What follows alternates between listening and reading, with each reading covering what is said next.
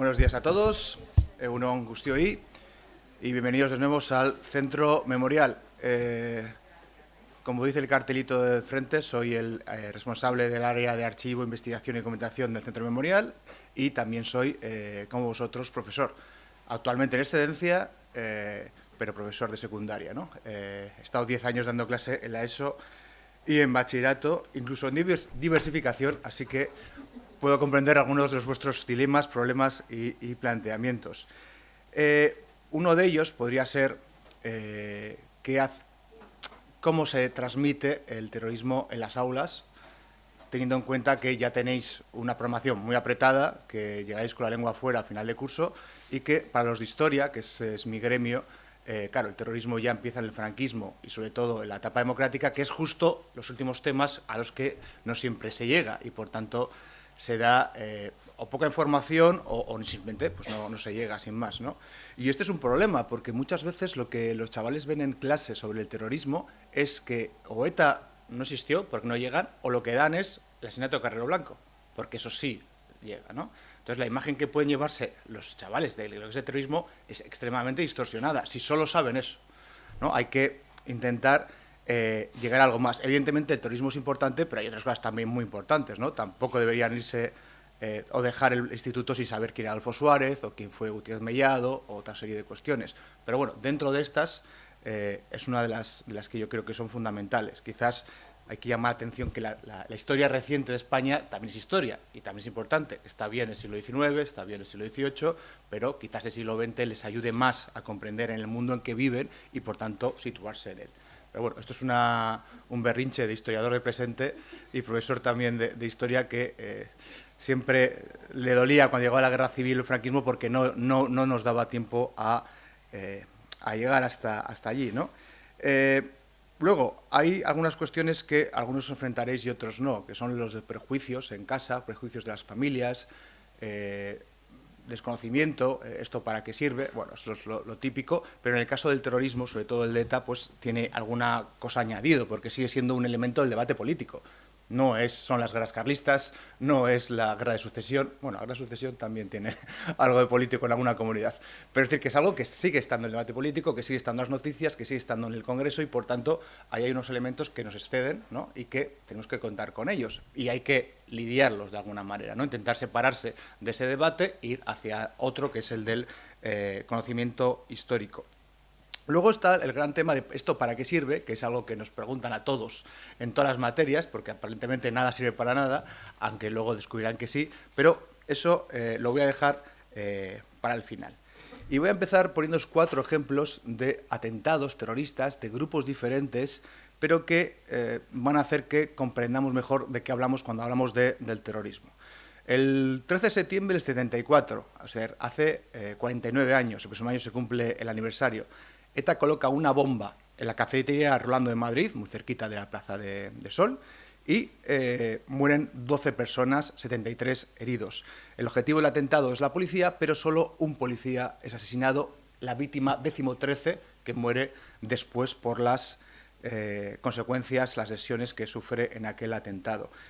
Cuando ETA se da cuenta de que ha ido a matar policías y ha matado estudiantes, turistas, trabajadores, se arrepiente internamente y echa la culpa a, literalmente, núcleos ultrafascistas, según su comunicado. Hay que tener en cuenta que estamos todavía en la dictadura franquista, es decir, que los más fascistas están en el poder, pero bueno, ETA achaca el atentado al neofascismo y no asume el atentado de Rolando hasta muchos años después. Vamos todavía en Madrid, pero 5 años más adelante, al 26 de mayo del 79, un atentado de los Rapo en otra cafetería de Madrid emblemática, la cafetería California 47. Si habéis pasado por el memorial, habéis visto alguna fotografía sobre este atentado también. Mata a 9 camareros y clientes y heridas a 56 personas. El objetivo de los Rapo con este atentado es acabar con gente de Fuerza Nueva, que era el partido de extrema derecha de esa época, ¿no? El de Blas Piñar, porque veían a mucha gente con los correajes, uniformes de Fuerza Nueva. Pero no era un bar de Fuerza Nueva, lo que pasa es que la sede estaba cerca y fuera de la cafetería California 47 solían poner los chavales de Fuerza Nueva, Fuerza Joven, un puestecito para vender chapas y demás y propaganda, ¿no? Entonces la gente a la que matan no son los de Fuerza Nueva, son gente, señores y sobre todo señoras que han ido a tomar el café. Claro, cuando la dirección de los Grapo se da cuenta de que no ha matado a quien quiere matar, sino que ha matado a otras personas, hace exactamente lo mismo que ETA y niega que haya tenido algo que ver con el atentado y echa la culpa al terrorismo de ultraderecha. Vamos también otro año más adelante en el tiempo, el 23 de noviembre de 1980, dos terroristas en Francia, en Hendaya, van al bar Hendayés y lo ametrallan. Matan a 2 personas y dejan a 9 heridos. Los 2 muertos son un obrero, José Camillo, y un jubilado francés, Jean-Pierre Aramendi. El objetivo de este atentado, que es un objetivo parapolicial, es decir, de lo que probablemente se llamaba el Batallón Vasco Español, AAA y demás, era acabar con miembros de ETA, porque se creía que en ese bar había miembros de ETA. Pero ninguna de las 2 personas que matan son miembros de ETA. Y el cuarto ejemplo, otra vez en Madrid, en abril del 85, el restaurante El Descanso en Madrid, hay una bomba, estalla, 18 víctimas mortales y 84 heridas.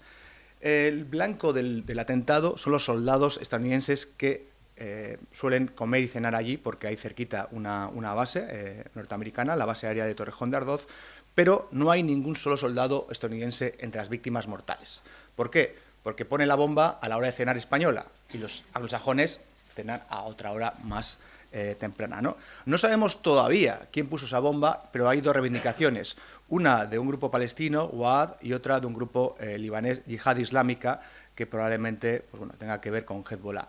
No sabemos, digo, cuál de los 2 lo hizo o quién lo hizo realmente, pero lo que sí sabemos es que el objetivo eran los soldados estadounidenses que no son las víctimas. Es decir, tenemos aquí atentado de ETA, atentado Grapo, atentado parapolicial, atentado islamista, por decirlo así, islamista radical, van a matar a una persona y matan a otra. Y como es mala propaganda, no asumen su culpa. Le echan la culpa a otros, a los neofascistas, o en el caso de la bomba del Descanso, pues utilizan unas islas pantalla para, probablemente, en los auténticos autos materiales, librarse de la mala publicidad, ¿no? Bueno, para los terroristas en general, la víctima no es importante, la víctima es un medio. Cualquiera de estos muertos no les importan por haber matado a alguien. Lo que les importa es la publicidad, la propaganda. Los terroristas dependen totalmente de los medios de comunicación, del mensaje. Es decir, un terrorista no solo mata a una persona por matar a esa persona, sino para asustar a otras 1000 personas.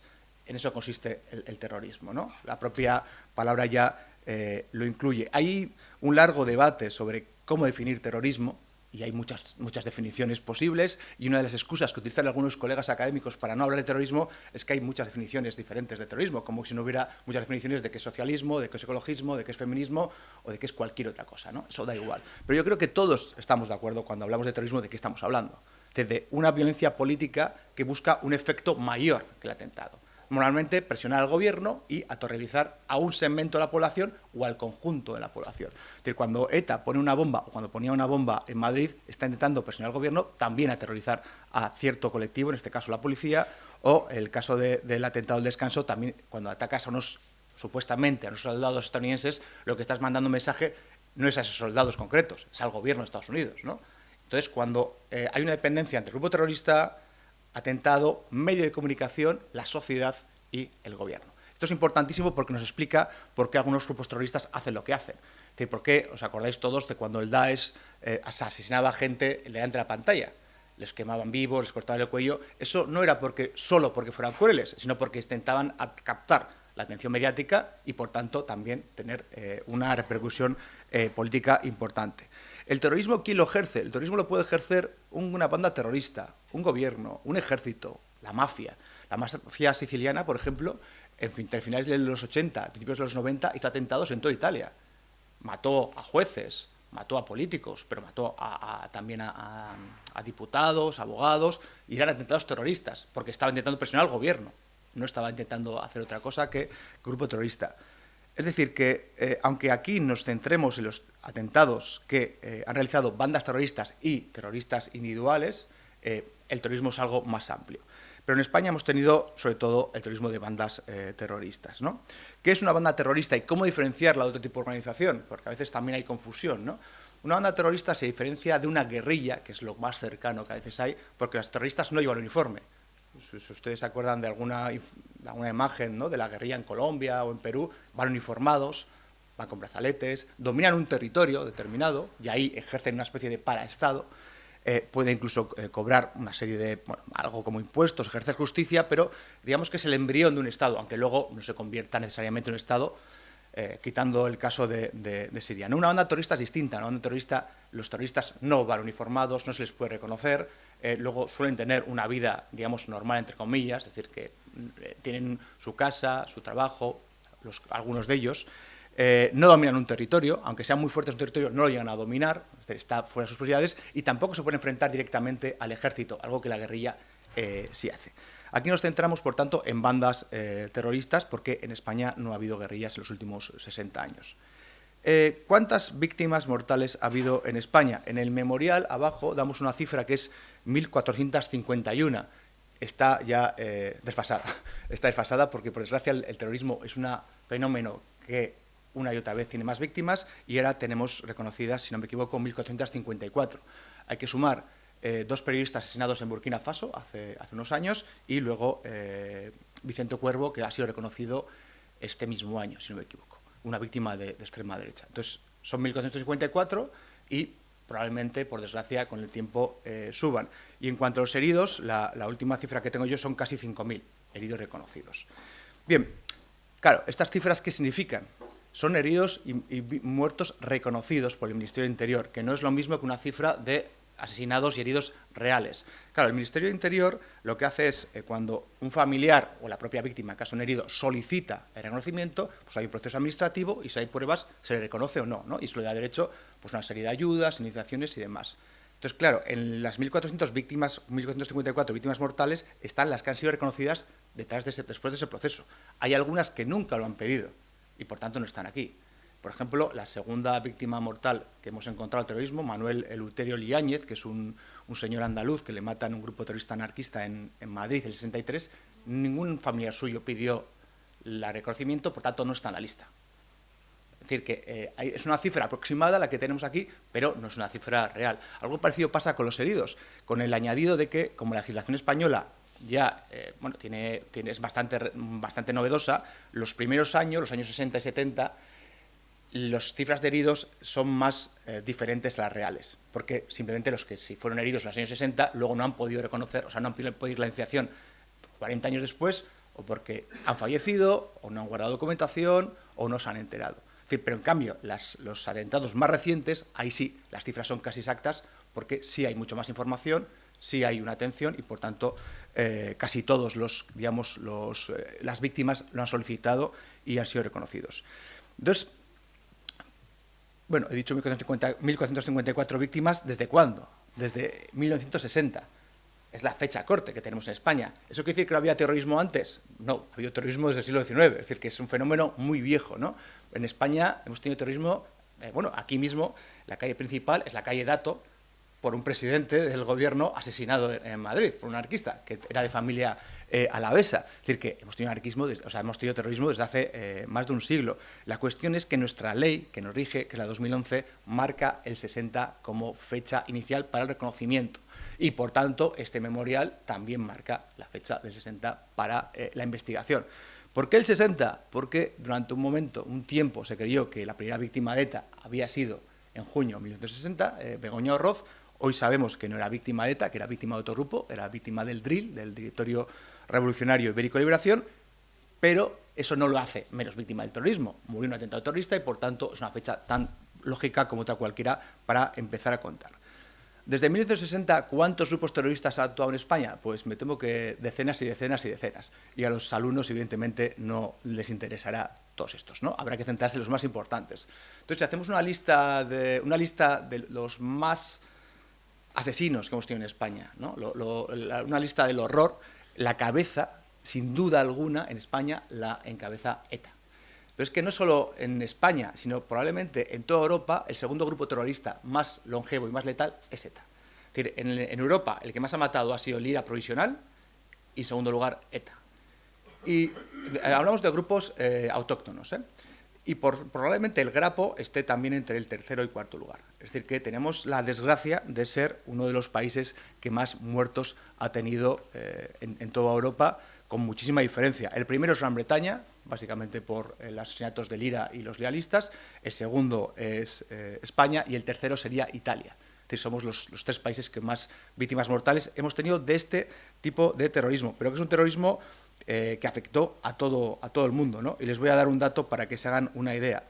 Entre 1970, que es la cifra más antigua de la que tenemos datos, hasta 2021, en todo el mundo ha habido 400.000 asesinatos por terroristas. 400.000. De esos 400.000 nosotros tenemos 1.453, que son bastantes, pero no son tantos como han tenido en otros países, sobre todo de Oriente Medio o América. Es decir, para que veamos a veces que nos olvidamos, tenemos la tendencia a creer que España es una rareza en el ámbito occidental, que pasan cosas normalmente malas, que no pasan en otros países, pero si lo vemos con perspectiva universal, no es así. Es decir, que ha habido terrorismo en toda Europa, pero es que luego ha habido terrorismo en todo el mundo, ¿no? Bien, pero volvamos a ETA, que me he desviado un poquito de la cuestión. ETA tiene 3.800 atentados cometidos, 853 asesinatos, 2.632 heridos, 86 secuestrados y un número desconocido de extorsionados, amenazados, huidos y, digamos, que han tenido gente problemas económicos. Pero la cifra con la que solemos quedarnos es la de los muertos. 853 asesinatos, como he dicho, le convierte en el segundo grupo más letal de toda Europa. ETA nace en 1959, aunque probablemente el nombre ya existía en 1958, como mi jefe ha escrito alguna vez. Pero bueno, nace, digamos, a finales del 58, pero su presentación pública es en el 59, y tiene tan claro que su vía es la violencia, que si el primer documento que tenemos es del verano del 59, la primera bomba de ETA es de octubre del 59, es decir, que pasan 2 o 3 meses y ya hay una bomba. Y la primera bomba que ponen es en Santander, en el periódico Alerta Santander. ¿Por qué en el Alerta Santander? No tenemos ni idea.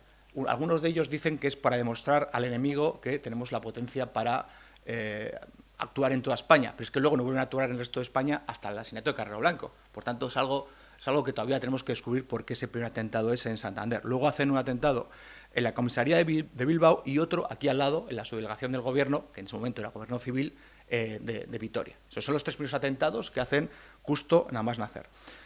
¿Por qué ese espíritu de violencia? ETA nace de una escisión, digamos, de las juventudes del PNV, y lo que le separan del tronco es, primero, una visión muy radical del nacionalismo, que el PNV en esa época ya había evolucionado hacia posturas más democristianas y más, digamos, más templadas, y el deseo de hacer. Es decir, lo que echan en cara digamos, a sus mayores es que están pasivamente esperando que Franco se muera. Ellos no, ellos quieren acelerar el proceso, quieren empezar ya. Y la única manera de hacerlo, desde su perspectiva, es la violencia. Claro, ellos tienen un modelo muy claro. Cuba. Es decir, ven a Fidel Castro y a Che Guevara entrando en La Habana con las metralletas y dicen, si ellos pueden, nosotros también. Luego Argelia, Vietnam. Es decir, hay esos tipos de modelos internacionales que no tenían sus mayores, ellos sí lo van a tener y van a intentar ejercerlo. Van a intentar ser una guerrilla rural, una guerrilla como las que hay en América, pero claro, en un país industrializadísimo como era España y especialmente el País Vasco, ¿no? Pues imaginen una guerrilla por aquí, pues no salió bien, ¿no? Claro, como no pueden ser una guerrilla, al final se quedan con un sucedáneo, que es el terrorismo. Se quedan con la primera parte y no se quedan con la segunda. Y esto nos lleva también a otra cuestión interesante. Claro, nacen en el 59 en pleno franquismo y lo lógico es pensar que nacen contra el franquismo. Y es más, eso yo creo que es uno de los mitos más arraigados de ETA, ¿no? La ETA antifranquista. Pero si uno va a sus documentos, a los propios documentos de ETA, ETA siempre niega que es antifranquista. O sea, lo dice literalmente, que no somos antifranquistas, somos antiespañoles, y ahí llegan a decir, si el día de mañana se declara la Tercera República en España, lucharemos contra la Tercera República. No nos importa qué forma de gobierno tienen los españoles, que son nuestro enemigo, lo que nos importa es la independencia del País Vasco y la anexión de Navarra y el País Vasco francés, para crear un Estado nuevo, un Estado étnico, en el que solo se hable euskera y que sea, bueno, estemos aparte de nuestros vecinos que, evidentemente, aunque no lo digan explícitamente, consideran inferiores, ¿no? Hay un mensaje xenófobo muy claro, sobre todo en la primera ETA. Bien, hemos dicho que en el 59 son las primeras bombas de ETA, y ¿cuándo es la primera agresión contra un ser humano? Porque en el caso de ETA, como otros grupos terroristas, lo que hay son peldaños, ¿no? Es muy raro que un grupo terrorista empiece matando. Empieza pues, con una bomba, una agresión, y luego va subiendo en peldaños hasta el asesinato. Pues la primera agresión física contra una persona tiene lugar el 6 de diciembre del 63, es decir, ya han pasado 4 años desde que se crea ETA, y la víctima es un maestro. Un maestro, el maestro de Zaldívar, que es un pueblecito de Vizcaya, que ha tenido un problema con el cura, que esto, si habéis leído Patria, pues entenderéis por dónde va el asunto. Y, bueno, pues van 3 encapuchados de ETA y le pegan una paliza. Y según el documento en el que ETA reivindica esta paliza, dice, y abro comillas, una paliza de la que probablemente quedará marcado. Y esto no es violencia, esto es autodefensa. Y aquí se ve también una parte, algo que se va a repetir en el terrorismo, ¿no? 3 tíos pegan una paliza a uno, pero se están autodefendiendo los 3 del maestro. Y esto es algo que se va a repetir una y otra vez, ¿no? Como ETA, cuando comete un atentado, o cualquier otro terrorista, transfiere la responsabilidad de sus actos. Te he matado, pero para defenderme, porque me estabas amenazando y te tenía que matar, yo no quería, ¿no? O las culpas del gobierno, las culpas de la policía, o como cuando han matado a algún familiar de algún guardia civil, la culpa es de la Guardia Civil, en vez del terrorista que ha puesto la bomba. Primer asesinato, 7 de junio del 68, José Antonio Pardines. Justo en 68, o sea, han pasado del 59, 9 años, hasta que ETA decide matar. O sea, un momento...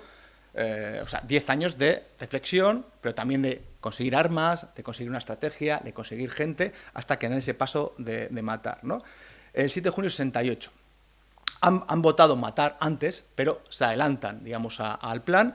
El plan original era matar a los jefes de la Brigada de Investigación Social de San Sebastián y de Bilbao, pero los 2 etarras, Xavi Etxebarrieta y Iñaki Sarasqueta, a los que detienen el coche 7 de junio de 68, se adelantan y deciden matar a un guardia civil de tráfico antes de lo planeado para empezar la espiral de acción-reacción. Y, bueno, le matan ahí y ahí empieza la espiral. ¿Qué es la espiral de acción-reacción? ETA, hemos dicho que iría a ser una guerrilla, y entonces copia el modelo estratégico de la guerrilla, que es, yo llamaría la espiral de la provocación. Entonces, ETA, su plan es, yo hago un atentado, el franquismo, que es una dictadura y que está incapacitada para reprimir a un grupo terrorista moderno, porque en realidad lo estaba, va a reaccionar con una represión feroz, indiscriminada y brutal sobre la población, la gente, evidentemente, se lo va a tomar mal, va a haber peticiones de venganza, otro atentado, más represión, atentado, represión, y luego pasará, pues como en Cuba o en Argelia, habrá un levantamiento generalizado, que es lo que ETA llamó la guerra revolucionaria. Y evidentemente algo de esto funcionó. Es decir, a partir del 68 se crea una espiral de acción-reacción, sobre todo en el País Vasco, de una represión mayor, muchísimo mayor de lo que había, porque la policía de la Guardia Civil no está capacitada para luchar contra un grupo terrorista moderno. Entonces lo que hacen es, para detener a un etarra, pues detienen a 1000 más, que no tienen nada que ver con ETA, les maltratan, y esos 1000 cuando salen, pues digamos que la simpatía hacia ETA crece bastante, ¿no? Hasta 75. Muere Franco, 75, y ETA sigue matando. Y de repente los esquemas de que ETA era un grupo antifranquista empiezan a debilitarse. Pero es que en 77, una de las primeras medidas que crea el Congreso de los Diputados, que aprueba el Congreso de los Diputados con prácticamente la mayoría de los grupos, es la ley de amnistía, que hoy se vende como una ley de punto final, pero que no era una ley de punto final, era una medida para, primero, acabar con con la división de la guerra civil y, por otro lado, de dar una pista de aterrizaje para los terroristas, ¿no? Es decir, todos los terroristas van a salir a la calle, se les perdonan todos vuestros pecados y ahora sois libres de dejar de matar. ¿Qué hace ETA? Bueno, en 77 todos los presos de ETA salen a la calle y dice, hombre, si hemos matado 40 y pico y nos dan la amnistía, pues vamos a matar más. Entonces, irónicamente, la amnistía no hace que ETA deje las armas, hace que ETA empiece a matar más. Se ve muy fuerte. La transición ETA está fortísima.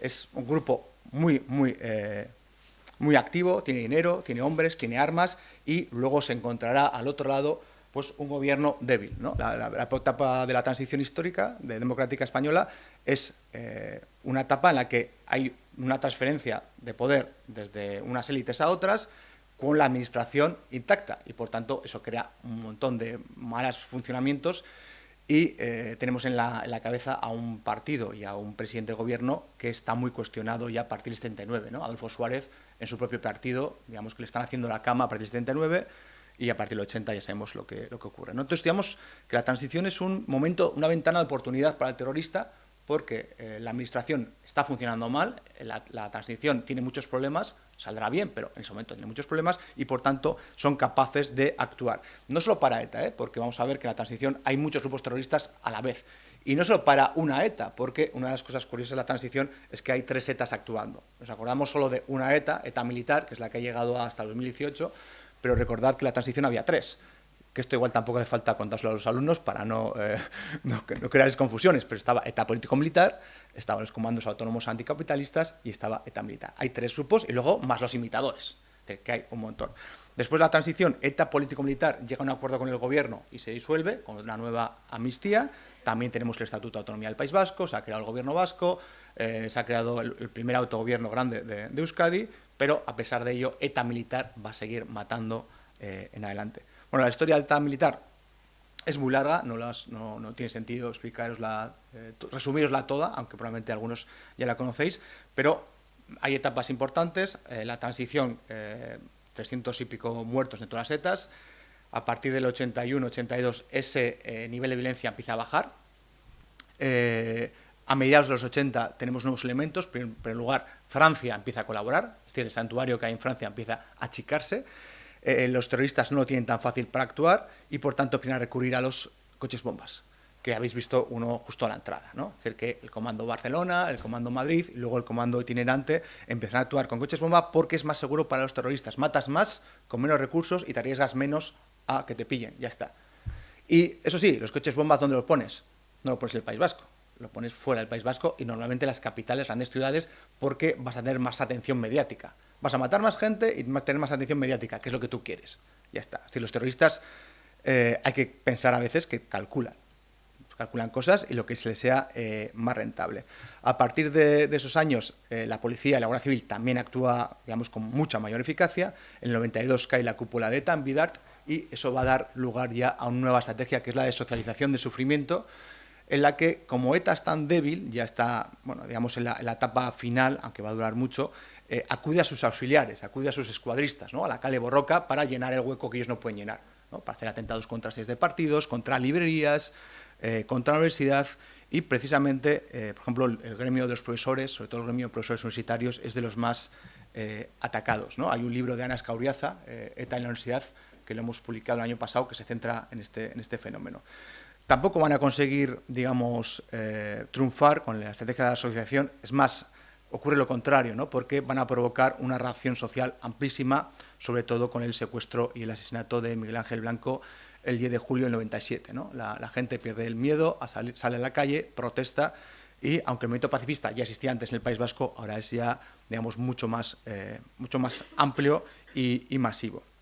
Entonces, este es un elemento importante, el movimiento pacifista, porque exterioriza, visibiliza la posición de la ciudadanía al terrorismo. Otros es el papel de los resistentes, los concejales, los liberos, los profesores, que aguantan esos puestos a pesar de la amenaza terrorista, pero digamos que el tercer elemento, que es el más importante, es la actuación del Estado de Derecho. Es decir, al final, quien acaba con ETA es el CNI, la Policía, la Guardia Civil, la Ertzaintza y la Audiencia Nacional. Ahora que no está aquí Florencio, pues tiene algunos datos que son contundentes, ¿no? Cuando ETA al final de su vida dice que va a hacer un desarme, ¿no? Y hace una especie de paripé en Francia, entregando algunas armas, pues en realidad el desarme ya se lo habían hecho, se había hecho la policía, ¿no? Desde el 2000 hasta el 2011 son arrestados 1.415 terroristas. Entre estas fechas se incautan, las fuerzas cuerpos del Estado le incautan a ETA 1.500 armas de fuego, 800 granadas y 24.000 kilos de explosivos. Es decir, ETA tenía poco que entregar, pero porque se lo habían quitado. Entonces, la labor de la policía es la clave por la que ETA termina. Otro punto elemental es la ley de partidos que, digamos, ilegaliza a su brazo político y es lo que obliga a su brazo político al final a rebelarse ante ETA y a presionar para que ETA deje las armas. Bien, lo que hace en 2011 y definitivamente en 2018, aunque evidentemente nos ha dejado un legado envenenado que, bueno, pues todos sois conscientes de dónde está y qué supone. Además de la propia violencia de ETA, ETA tiene hijuelos, porque le imitan grupos de otras partes de España. Le imitan hasta en León. En León hay un grupo que es Terra Llunesa, que pone bombas a imitación de ETA. En Andalucía hay algún grupo, pero los más importantes son los de Canarias, el M-Payac. En Galicia, el ejército guerrillero do Povo Galego Ceipe, que mata a 2 personas, y en Cataluña, que hay 2 grupos importantes, Época primero, que mata a 3 personas, y Terra Llure después, que mata a 1. Es decir, que ETA no solo es peligrosa por sí misma, sino porque crea un modelo interno en España que van a imitar otras personas. Y aparte de ETA, a muchos de estos grupos, digamos que les va a ayudar. les va a dar packs de armas y explosivos y les va a dar entrenamiento, lo cual es bastante importante para explicar por qué hemos tenido una época de tanta violencia política, es decir, por qué España es el segundo país de Europa con más terrorismo. Bien, en el segundo nivel de esta lista negra está el terrorismo internacional. Hemos tenido en España terrorismo, primero, de corte laico. Es decir, hemos tenido grupos palestinos, grupos de Armenia actuando en España. No nos acordamos porque teníamos a ETA y por tanto lo han opacado, pero es que hubo terrorismo aquí de la OLP, de Lesala y de otras bandas, ¿no?, terroristas. Hay 13 muertos de estos grupos, la mayoría en la transición, pero evidentemente el terrorismo internacional que más nos ha golpeado es el yihadismo. Tanto fuera como dentro de España, porque hay bastantes víctimas del terrorismo yihadista fuera de nuestras fronteras. Si no me equivoco, son 61, por lo menos la última vez que lo vi, son 61 españoles asesinados fuera de sus fronteras. Por ejemplo, en Marruecos hay unos cuantos atentados, pero también en misiones internacionales españolas fuera de España. Los grandes atentados, los sabemos de sobra, el 11M y Barcelona y Cambrils. El atentado del 11M, 192 muertos y 1.700 heridos, es el atentado, si no me equivoco, más grande que ha habido en Europa, y por eso el 11 de marzo es el día de las víctimas del terrorismo en toda Europa. El tercer lugar, o sea, si yo volviese a la ESO y tuviera que explicar a los chavales, ETA y el yihadismo son los básicos. O sea, son los básicos que tienen que conocer, sí o sí. Primero, ETA porque ha sido nuestra historia y el yihadismo porque es nuestro presente y probablemente nuestro futuro. Si tenéis más tiempo, iríamos al tercero y cuarto lugar de esta lista oscura, que es el tercero, la extrema izquierda, 110 víctimas. Hay un libro de Carmen Ladrón Guevara muy bueno sobre estas víctimas, que hemos publicado también el año pasado, pero la mayor parte de estas víctimas son de un solo grupo, los Rapo, que tienen 92 asesinatos. Hace 2 semanas estaba en Sicilia y hablando con otros expertos italianos en terrorismo, claro, hablábamos de las Brigadas Rojas, ¿no? Y las Brigadas Rojas es un grupo terrorista que conoce todo el mundo, en Italia y fuera de Italia. Tienen películas, tienen series, tienen novelas. ¿Quién conoce a los Rapo fuera de España? Nadie. Ellos no lo conocían. Los Rapo han matado más gente que las Brigadas Rojas. Es que no solo es que no haya pocos libros sobre los Rapo, es que no hay novelas, no hay series, no hay películas. Y dentro de España la gente no los conoce. ¿Por qué? Porque han actuado a la vez que ETA. Y ETA, una de las cosas, aparte de matar, lo que ha hecho es ocultar a los otros que mataban. Y no nos importa tanto porque los Rapo nos importe que tengan protagonismo, que no, pero las víctimas de los Rapo sí nos importan. Y ellas, al final, si ocultas a los Rapo, las ocultas a ellas. Y los Rapo, yo creo que es, o sea, quitando ETA, el segundo grupo de España más letal, pero es que también es los de Europa. Y eso habría que hacer algo para darlo a conocer, ¿no? Sobre todo en algunos sitios donde ha sido muy activo. En Madrid, Barcelona, Galicia también fue muy activo.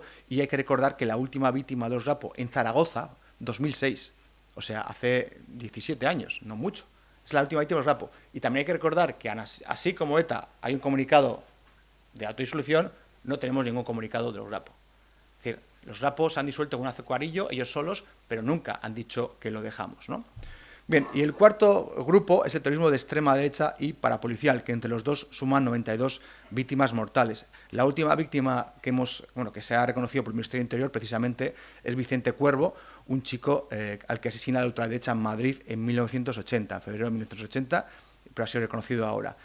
Fue muy importante el terrorismo de ultraderecha, la transición. Le pasa lo mismo que los Rapo, es decir, que ETA lo ha ocultado, pero hay bastantes víctimas en esos años, la primera 75 y llega al punto culminante en el 80, que es el año, digamos, más oscuro de la transición.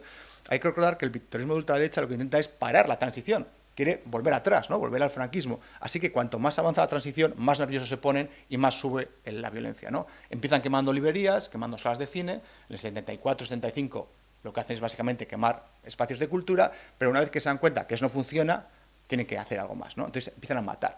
Y también hay que tener en cuenta que compiten por el periódico. Es decir, si el periódico tiene una hoja y ETA asesina a 3 personas, tú quemando una librería no te van a dar una línea, ¿no? Necesitas matar. Entonces, matan. Y esto es una cosa que explica también, en parte, una dinámica que hay en la transición, que hay muchos grupos compitiendo por la prensa y, por tanto, matando, subiendo la escala, ¿no? Y el 80, si lo veis, creo que son 136 muertos en un año, es un año brutal, porque en fin, matan todo el mundo y todo el mundo compite por la prensa, la atención de la sociedad y la atención del gobierno.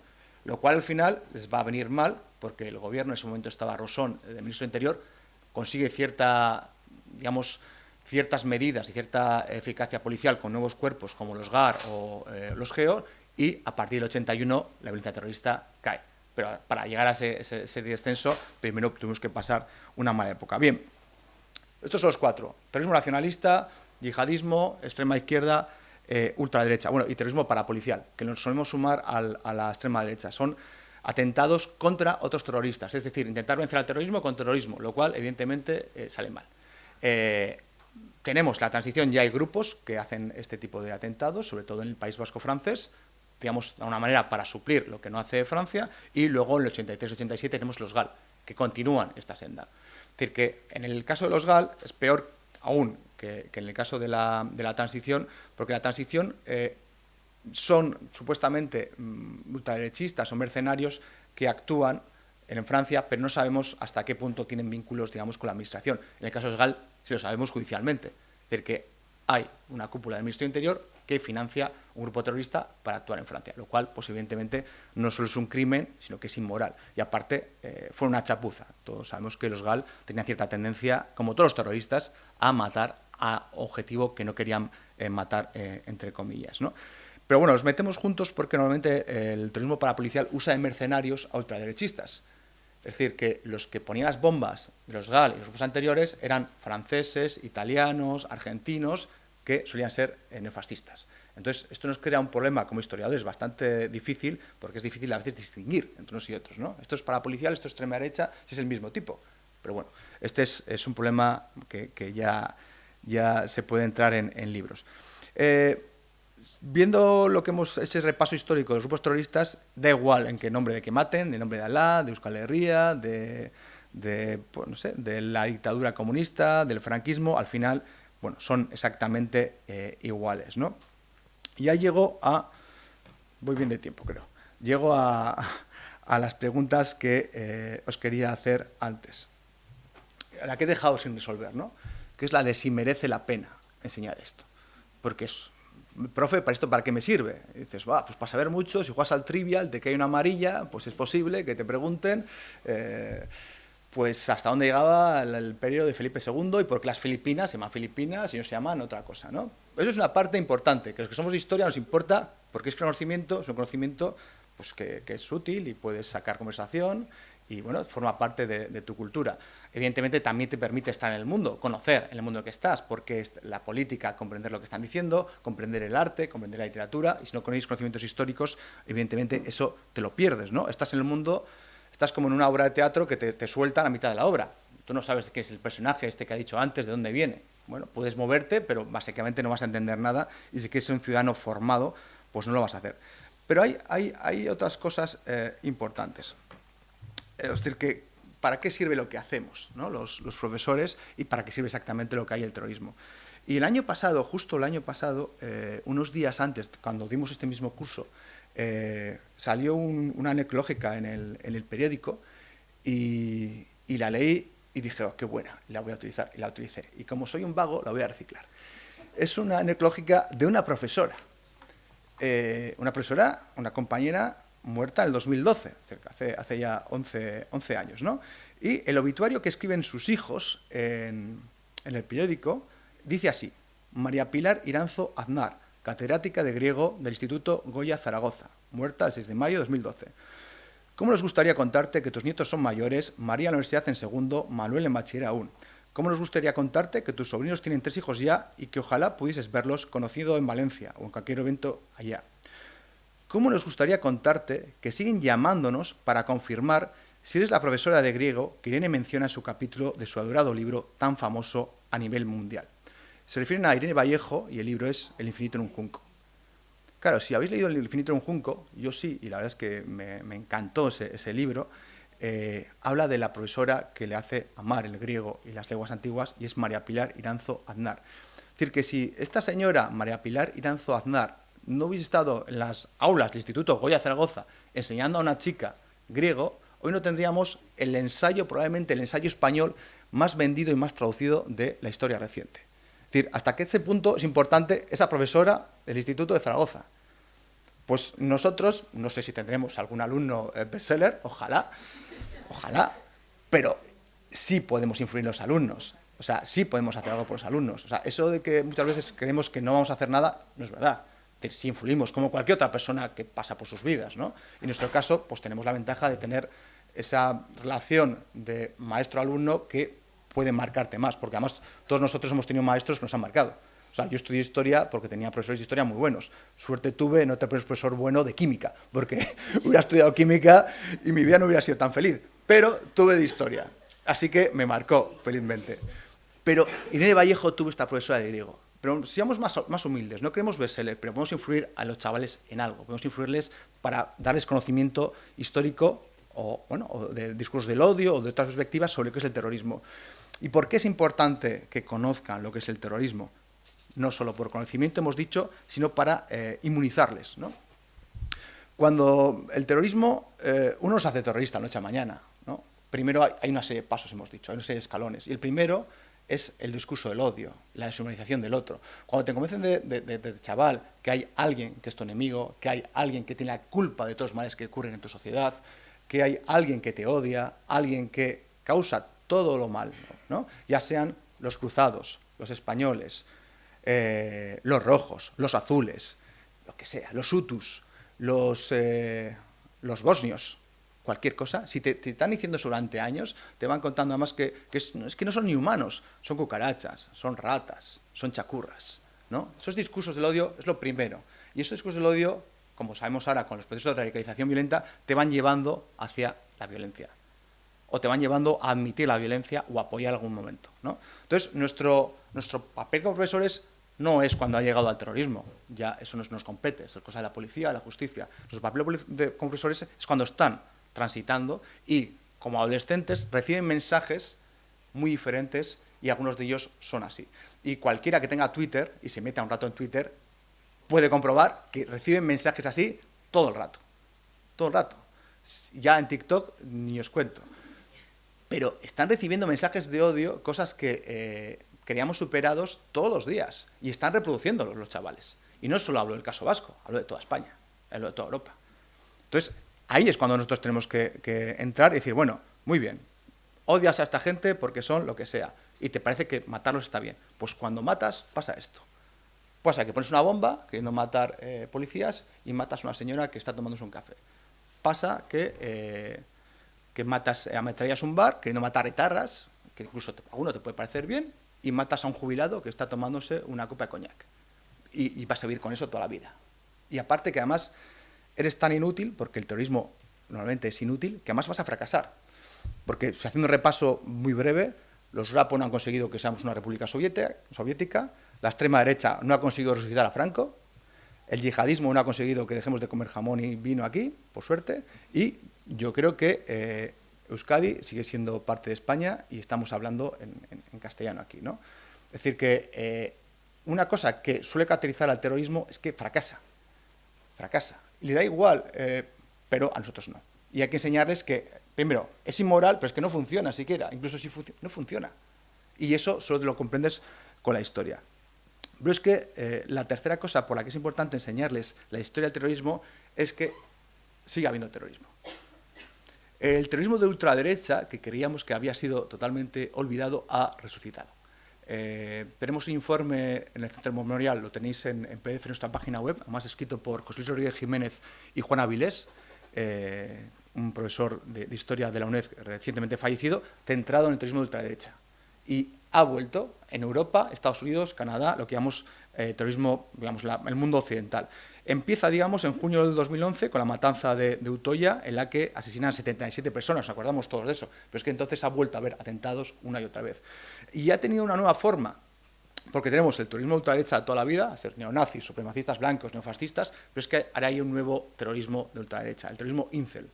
¿Qué es el terrorismo incel? Pues incel son célibes involuntarios. Claro, cuando nosotros éramos jóvenes, pues si no tenías éxito con las relaciones afectivas, pues te aguantabas. Ahora, las redes sociales han creado grupos de varones heterosexuales que no tienen éxito y se retroalimentan los discursos del odio, pero no contra una mujer concreta, no contra la chica que me ha rechazado, no contra mi pareja, no, contra todas las mujeres. Y hemos llegado a ver atentados contra cualquier mujer, es decir, que van a matar mujeres. Y eso es terrorismo, porque lo que intentan no es matar a una mujer concreta, es asustar a todas las mujeres. Y esto antes no había pasado, y ahora sí. Y ahora ha pasado en Estados Unidos, ha pasado en Canadá, ha pasado en Alemania, ha pasado en países escandinavos. Y si algo sabemos en España es que las modas que aparecen en otros países occidentales suelen acabar llegando aquí, tarde o temprano. Bueno, tenemos la oportunidad, como estamos todavía con chavales, de evitar que eso llegue, ¿no? De explicarles ciertas cosas. A nivel, aquí, por ejemplo, puede entrar psicología, puede entrar filología, o sea, no solo historia. Aquí hay más cosas para entrar. Luego, en España también tenemos en muchas partes, por ejemplo, aquí en el norte, el problema del legado de ETA, que he hablado antes, ¿no? El legado envenenado de ETA, que nos ha dejado un discurso del odio brutal, que todavía existe. Ha habido algún ataque precisamente en Vitoria a chavales. Uno, por ejemplo, en la Facultad de Historia, pegaron a un alumno de la universidad que estaba estudiando Historia, pero si vais por cualquier pueblo vais a ver pintadas, vais a ver actos de homenaje, vais a ver que ese discurso del odio sigue. ETA no existe, pero el discurso del odio sí. ¿Y qué pasa? Que sabemos que donde hay un magma, donde hay un humus de odio y fanatismo, de ahí puede brotar la violencia. Puede que no, pero también puede brotar. Es decir, que si todos los días estás echando gasolina, pues solo falta que haya una cerilla. Y eso se está haciendo, sigue habiendo aquí, ¿no? Es evidente. No solo aquí en el País Vasco, sino también en otras zonas, pero yo creo que aquí especialmente preocupante. Y el tercer motivo es que el terrorismo yihadista sigue en su culmen. Según todo lo que hemos estudiado los académicos, el terrorismo yihadista debería estar de capa caída, ¿no? Estudiamos una serie que se llaman olas, ¿no? Oleadas de internacional de terrorismo. La primera, la segunda, estamos en la cuarta, y según todos nuestros cálculos, la cuarta ya debería estar por aquí. Pero la realidad es tozuda y nos ha dicho que nuestros cálculos no importan un comino, estamos equivocados. El terrorismo yihadista está en auge. No en Siria, que es donde estaba el núcleo hace unos años, pero en otros sitios. Y os voy a dar algunos datos del 2022, es decir, del año pasado, que son los más recientes que tenemos. En el 2022 ha habido 2.700 atentados, 2.270 atentados yihadistas que han matado a 8.300 personas. 8.300 personas. ¿Y dónde han matado más? Claro, en Afganistán ahora matan menos los terroristas, pero porque los terroristas han llegado al poder, por el terrorismo. O sea, hasta los talibanes están en el poder. Los que hacen atentados ahora son otros terroristas contra los talibán, ¿no? Son los del Daesh que quieren quitar al talibán. Hay menos atentados, pero sigue habiendo atentados. En Oriente Medio también hay atentados, pero hay menos atentados. El epicentro del terrorismo yihadista hoy en día es el Sahel. O sea, el norte de África, al lado abajo del Sáhara, ¿no? Y vamos a repasar solo los dos países con más víctimas mortales del año pasado y dónde están. El primero, Burkina Faso, 1.604 víctimas mortales. Y el segundo, Mali, 1.578 víctimas mortales. Las comparaciones son odiosas, pero si recordáis la cifra que he dado al principio, solo en Burkina Faso han muerto más personas en un año que en España en 63. Es decir, hasta tal punto es el problema grave, que el nivel de terrorismo que sufren estos países, además con un estado de descomposición, con incapacidad para enfrentarse a él, es gravísimo, mucho más de lo que hemos tenido aquí.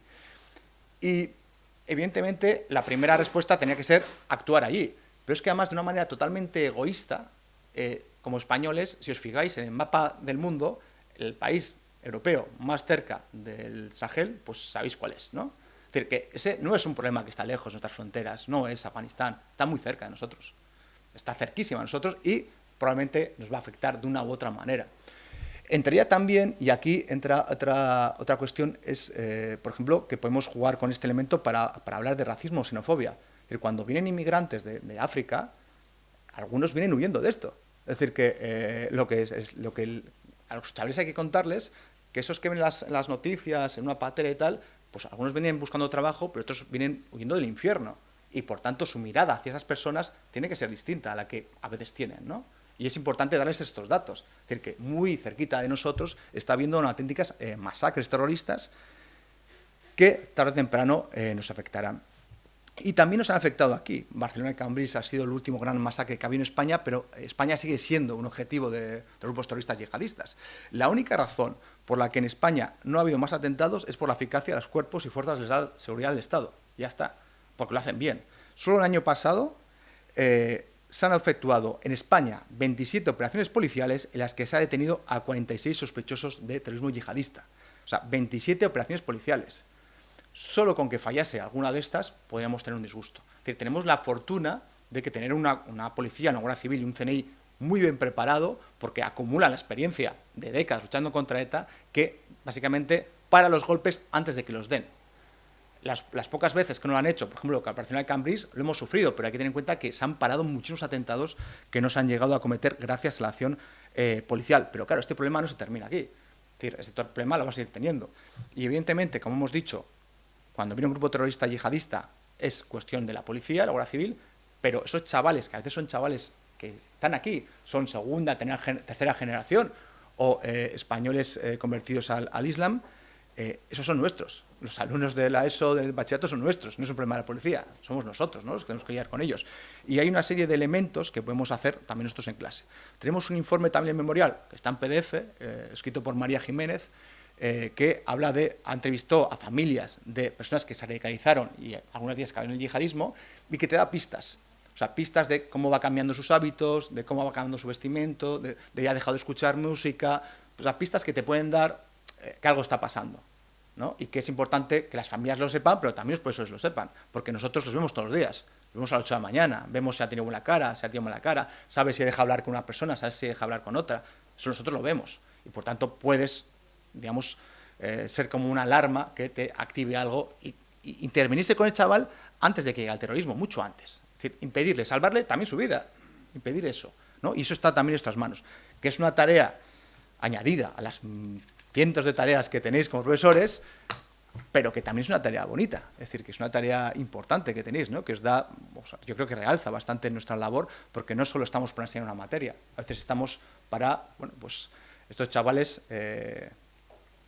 bueno, hacer de ellos adultos funcionales y que puedan vivir en una sociedad moderna. Bueno, me dicen desde atrás que ya os he aburrido bastante, así que muchísimas gracias por aguantar la chapa como buenos alumnos a primera hora. Es la hora que me gustaba a mí, la primera hora, cuando estaba todo el mundo dormido, era incapaz de racionar, les podías decir, venga, la revolución industrial, toma, os la vais a tragar con patatas porque nadie va a responder. Y luego te ibas muy satisfecho pensando que a última hora tenías segundo de eso y que no iba a ir tan bien. Muchas gracias por vuestra atención.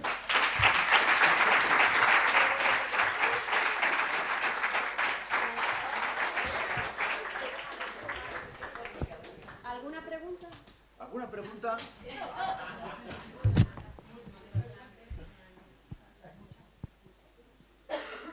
Sí. Hola, buenos días a todos. Disculpo, yo tengo un par de matices, o igual no quiero polemizar demasiado, pero creo que hay una cuestión que se ha dicho de que un argumento que no creo que se pueda utilizar con los chavales, y es que el terrorismo es una estrategia perdedora, porque precisamente el final de la intervención indica que no siempre es una estrategia perdedora. Por lo tanto, no voy a polemizar mucho, pero hay ejemplos en los que se ha visto que el terrorismo ha sido capaz de hacer lo más importante, lo que más le interesa, que es cambiar decisiones democráticamente asumidas.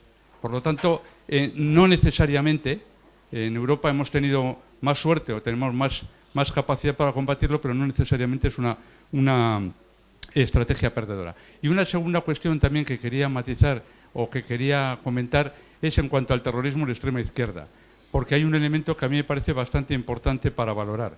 El terrorismo de extrema izquierda, fundamentalmente el terrorismo del Grapo, no ha tenido mucho éxito en España, entre otras cosas, porque se produce un proceso de deslegitimación desde el principio de lo que supuestamente era su comunidad ideológica.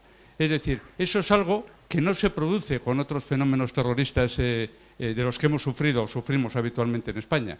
Es decir, no es tan fácil encontrar esa deslegitimación desde el minuto uno entre la comunidad musulmana, voy a decir yo, por ejemplo, respecto al terrorismo yihadista en todos sus órdenes. No es tan fácil encontrar esa deslegitimación desde el minuto uno en la extrema derecha respecto a los actos terroristas de la extrema derecha, y como lo sabemos de sobra, no es tan fácil y no ha sido tan fácil nunca encontrar esa legitimación en el nacionalismo vasco respecto al terrorismo nacionalista vasco, sobre todo representado por ETA. Pero, sin embargo, en el caso del terrorismo de extrema izquierda, no ha llegado nunca a encontrar suficiente caldo en su propia comunidad ideológica como para que esto le permita tener un cierto éxito. Y ese éxito tiene implicaciones incluso la incapacidad, por lo tanto, de reclutar gente, la incapacidad de que sus actos tengan un eco favorable o más allá del impacto mediático, etc. Yo creo que eso es muy, muy importante.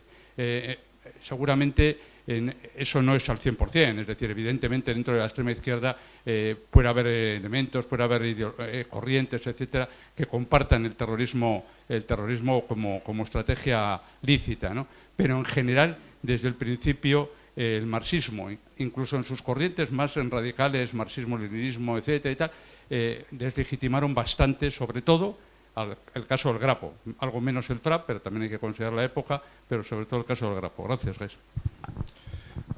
Bueno, pues sobre la primera cuestión, es cierto que no todo el terrorismo fracasa. Es decir, que es una generalización, aquí dicho a grosso modo, ¿no? que evidentemente habría que matizar. Y hay algunos terrorismos que han triunfado. Por ejemplo, el Irgun en Israel es una de las claves por la que se crea el Estado de Israel. Y en otros países, pues el terrorismo fue clave en la Revolución Argelina.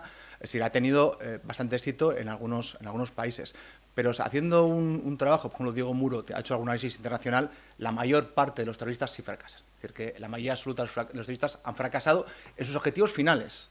Ojo, es decir, el objetivo por el que toma las armas, el objetivo final, no lo ha conseguido. Han podido conseguir algún objetivo parcial. En el caso de ETA ha conseguido algún objetivo parcial, no han conseguido el objetivo final. Claro, ETA, por ejemplo, no toma las armas en el 59 para que un partido político heredero suyo pueda presentarse a las elecciones. Lo toma para la independencia, ¿no? No haces un grupo terrorista para algo pequeño, sino para algo grande, y eso no lo han conseguido.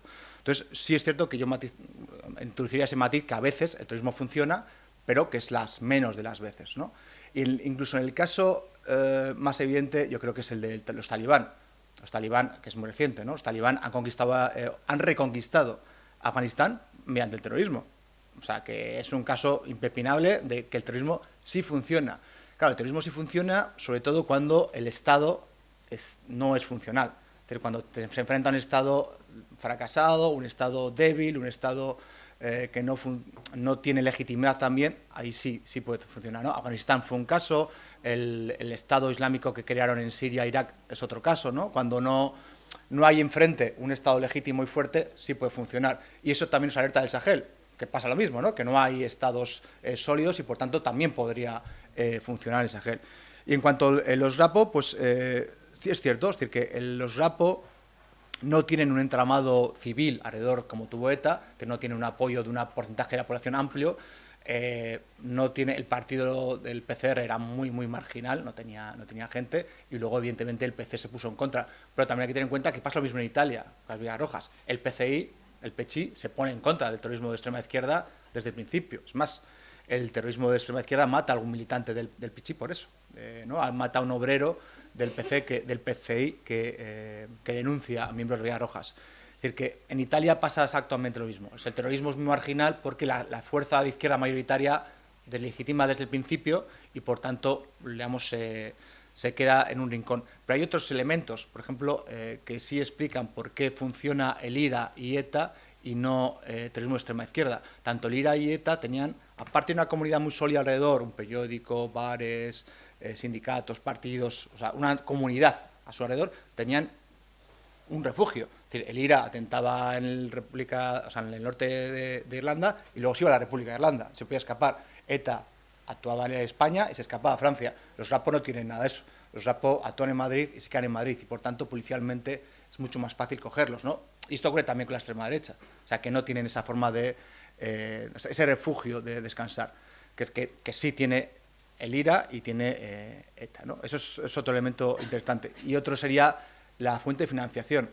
ETA y el IRA tienen unas fuentes de financiación muy bien planteadas y que funcionan bien, y los Rapo no. Los Rapo hacen atracos, hacen algún secuestro, pero no consiguen tanto dinero para para financiarse, y tampoco, y tú lo has mencionado muy bien, no consiguen reclutar gente nueva. Al final se convierte en una secta, ¿no? O sea, los grapos son gente del grapo y gente de grapo que sale de la cárcel, o sus familiares, no amplían, digamos, y por tanto al final se va reduciendo hasta quedarse marginal. Muy bien, gracias. Tenemos otra. Bueno, muchas gracias por tu intervención. Te quería plantear, ¿no crees que a veces hay una cierta imagen distorsionada de la trayectoria de ETA? En el sentido de que a veces parece como si inicialmente los atentados se concentraran en las Fuerzas Armadas, en los cuerpos de seguridad del Estado, y que los atentados contra políticos y periodistas vinieron después, ¿no? Y eso, por ejemplo, a veces significa olvidar lo que sucedió en los años 70, ¿no? Es decir, los atentados contra presidentes de la Diputación, las amenazas contra los alcaldes, o yo estoy pensando, por ejemplo, en el ensañamiento que sufrió la UCD aquí en el País Vasco, ¿no?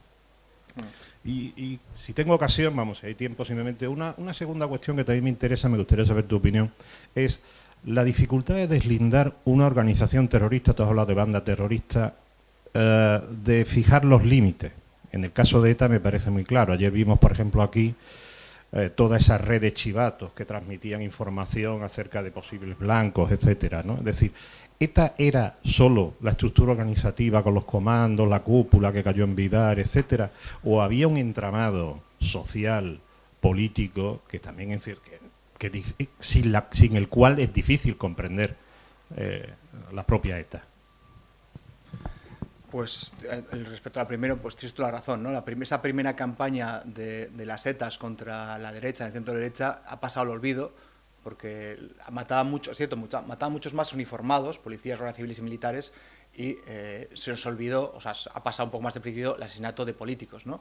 Pero hay que tener en cuenta eso, que básicamente el centro derecha, la derecha vasca, no nacionalista, la borran del mapa en la transición, ¿no? Matando a gente de UCD, matando a gente de Alianza Popular, o gente que, digamos, sociológicamente venían del carlismo o del interior de Guipúzcoa, Vizcaya, de un carlismo euskaldun, ¿no? Autóctono. Por ejemplo, aquí mismo en Vitoria, los ETA Proyectar mata a un político de UCD, a Ostaran.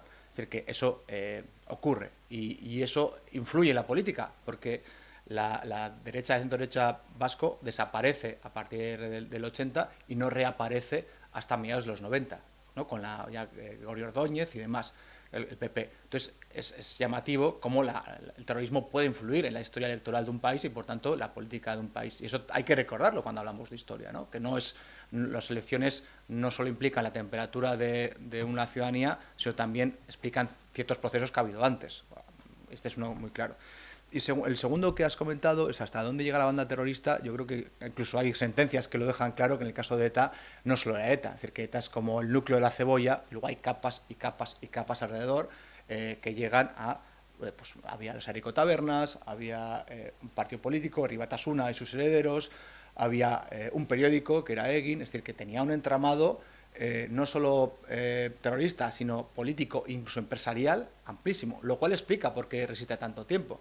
Abajo habéis visto en lo del zulo de Ortega Lara los mensajes que podían aparecer en Egin para matar a Ortega Lara o sacarle. Y eso se transmitía desde un periódico legal que se compraba en los kioscos.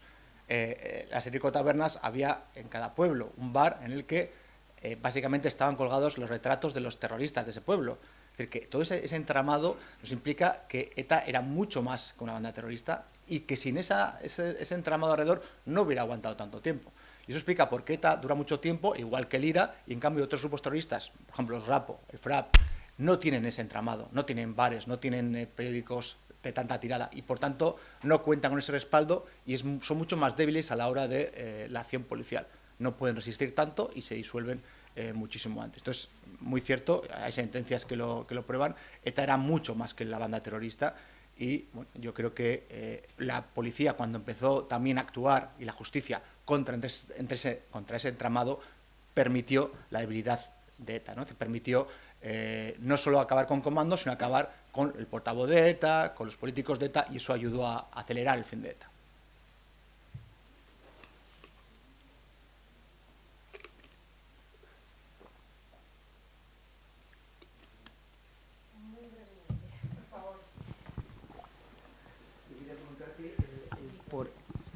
El porqué de la tibieza del sector religioso con los terroristas. Y ahí siempre es algo que me llama mucho la atención, hasta de obispos, el por qué.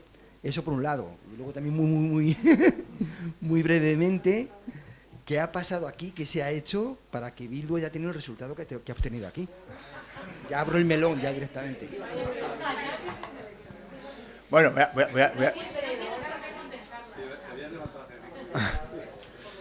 vamos a responder a lo primero, que es lo fácil. Y no, lo fácil, pero no es muy fácil.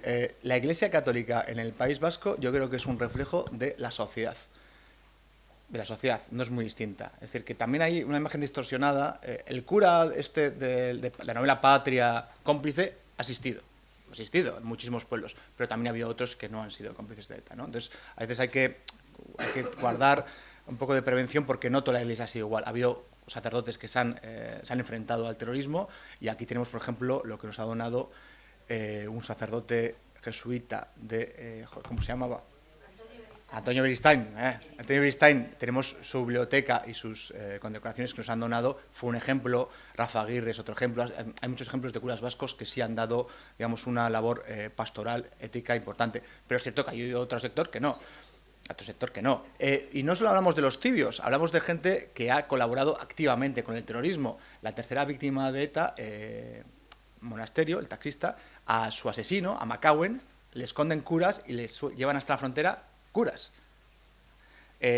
Al compañero de Pardines, al Félix de Diego, lo asesina un cura que daba misa los domingos y el resto del tiempo pues se dedicaba a disparar tiros. Era sacerdote cuando mata a un señor que estaba impedido. Es decir, que hemos tenido curas trabucaires, herederos de Santa Cruz, unos cuantos. Hemos tenido curas tibios, que ni en un lado ni en otro, ¿no? La famosa foto de ni con el gesto por la paz ni con el terrorismo. Yo, el camino del medio, que es el bueno. Bueno, entre el terrorismo y el pacifismo, si eres cristiano, no sé si el del medio es el camino bueno, pero yo no voy a corregir a un obispo. Y luego hemos tenido curas que evidentemente han ejercido una labor bastante más moral, y eso es importante ver la diferencia entre los tres. El problema es que, claro, los curas trabucoires y los tibios llaman mucho más la atención, porque evidentemente su papel ha sido terrible, ¿no? El que ha habido en el País Vasco y en el norte de Navarra, pero ha habido también de los otros. Dicho esto, en la dictadura franquista, probablemente sin el apoyo de una parte de la Iglesia vasca, ETA lo hubiera tenido mucho más difícil para evolucionar. Es decir, que dónde hacían las asambleas, qué les escondía. Es decir, que hay un papel de la Iglesia vasca que está estudiada por algunos autores, fundamental. En la primera ETA, luego ya eso va cambiando, pero la primera ETA es muy, muy importante. Y la segunda pregunta no me acuerdo, así que os dejo con el siguiente ponente.